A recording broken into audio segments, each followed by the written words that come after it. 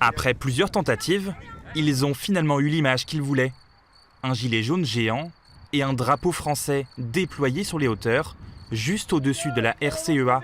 L'objectif pour eux, être vus, continuer à être entendus. Le but, c'est vraiment de montrer aux gens qu'on est encore là, ce qui est important, de montrer qu'on est toujours mobilisé et que dans 2 mois, ce sera également pareil, on sera encore là. Dans 6 mois, on sera encore là si les choses ne changent pas. Samedi dernier, j'étais à Paris. On continuera la lutte tant qu'il faudra continuer. Ça n'a pourtant pas été simple pour eux. Plus tôt dans l'après-midi, ils ont tenté de gravir la roche de Solutré pour déployer leur gilet jaune au sommet et être vus d'encore plus loin. Mais la préfecture en a interdit l'accès. On s'est renseigné déjà depuis hier soir auprès d'un avocat. Le recours administratif, on ne peut pas le faire puisque le recours administratif, monsieur le juge, il l'aura que lundi, vu que la date elle est passée. Ça sera le préfet a mis en avant 2 raisons.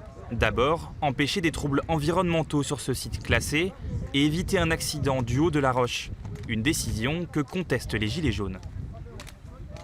C'était un symbole de la République pendant des années, des années.